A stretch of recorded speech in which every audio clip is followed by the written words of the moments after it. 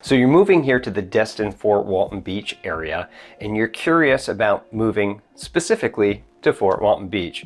And what are the things that you need to know before moving here?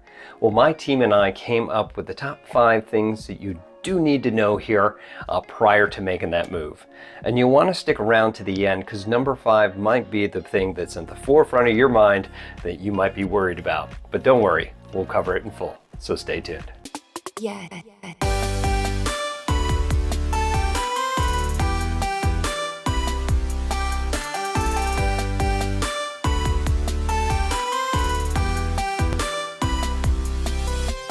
What's up, everybody? This is Tim Whittemore with the Whittemore Group right here in the Destin-Fort Walton Beach area. If this is your first time to our channel, we do tons and tons of videos about everything you need to know about our area.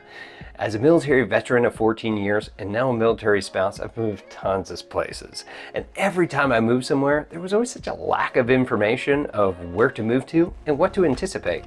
That's why this channel was formed for you. So go ahead and hit that subscribe button, click that little bell so that you're notified every single time we got a new video coming out. Honestly, we get tons of phone calls, emails, and texts from people that are moving to this area, have some questions, and need some help, and we absolutely love it. So if you are moving to this area, you got some questions, you need some help, go ahead, give us a call, text, email, heck, shoot us a little paper airplane. Whatever you need to do, we got your back when moving here to the Destin-Fort Walton Beach area. So let's talk about the 5 things you need to know before moving to Fort Walton Beach. All right, number 1 on our list is that we are in Florida, but we're on the panhandle of Florida. What that means is that it can get cold during the winter. During the summer, you're going to see that we can have temperatures anywhere between 75 to 89 degrees plus, and that's not to consider the humidity, so it can get pretty warm here. Okay, the low of this area during the winter time can go to 44 to 61 degrees. Heck, I've even seen it get down to 22, and that's when you're going to start seeing Floridians with like big old winter coats on. All right, and number 2 on the list is we are right here in Fort Walton Beach in the median area for home values for the Gulf Coast area. So what I mean by that is that your lower, more bang for your buck sort of homes are going to be in different areas, such as Crestview, which is to the north, and Navarre, which is to the west. And then your higher end, more expensive communities like Destin and Niceville are going to be on your top end, which leaves Fort Walton kind of right in the middle. So what's that look like? Well, your median home values for Fort Walton Beach in 2020 were $259,000. That's a high of 1.7 million, which is a nice place on the water, or a low of 65,000, which probably wasn't move-in ready. And those are for single family homes, of course. If you're looking to rent, your average rent or your median rent is going to be around $1,500, and that's anywhere between $725 a month all the way up to $3,250 per month. All right, number 3 is it's central to the things that you want to do. Fort Walton Beach is kind of right in the middle. It's in the middle between Pensacola and Panama City Beach. You're right next to Destin without having to worry about all that traffic. The one thing I personally love about Fort Walton Beach is that you have alternative routes to get around things. If you look at a map, you can see that we have Highway 98 on the south and you have 87 going north. As those get crowded during the summertime and when the tourists get here, or even if there's just an accident, it gets backed up. And since we live in an area with the bay and bayous and harbors, you have to go all the way around to get to another place, and that can take quite some time.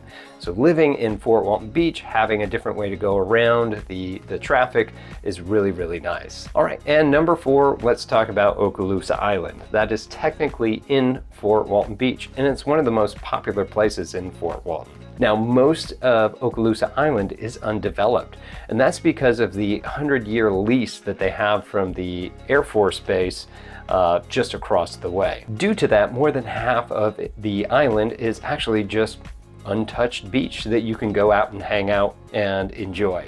Now, if you want to be on the other side of that, you also can hang out at the Harbor Walk or any of the places just behind all the condos that are on the beaches.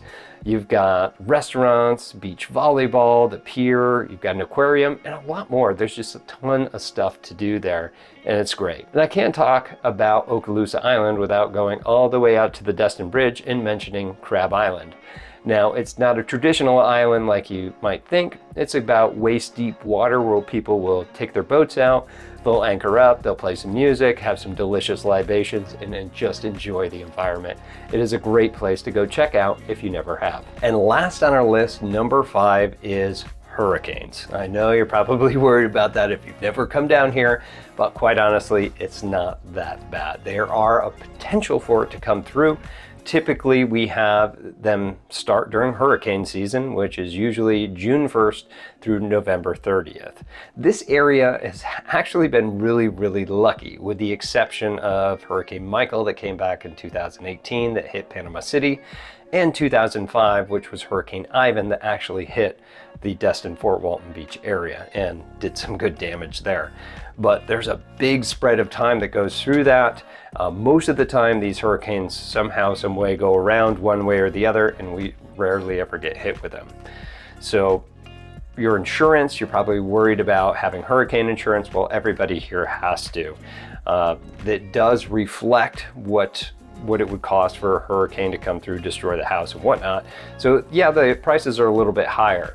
Now, if you're trying to get quotes for that, definitely contact us or a real estate professional, or better, an insurance agent that's local to here, and we'll point you in the right direction of what it would actually take to get it insured here. Speaking of insurance, you're thinking, since we're on the Gulf Coast, well, everybody needs to have flood insurance. That's actually not the case. Most areas in Fort Walton Beach are in a Zone X, which is minimal. And that doesn't necessarily mean that you need to have flood insurance if you have a VA, FHA, or any of the other loans out there. There's actually pockets in certain areas of Fort Walton Beach that have one side of the street that every other house is in a flood zone. It's strange, I know. So that's all that we have for the 5 things that you need to know before moving to Fort Walton Beach. If you have any questions about anything we talked about here, make sure to leave them here in the comments below. If you live in Fort Walton Beach and you have something else that you want to mention to people, again, go ahead and leave them here in the comments below. And if you are moving to this area and you need some help, either in Fort Walton or the surrounding areas, give myself and my team a call, and we'd be happy to help any way that we can. Again, I'm Tim Whittemore with the Whittemore Group right here in the Fort Walton Destin area and with eXp Realty, and we'll see you in our next video. Take care.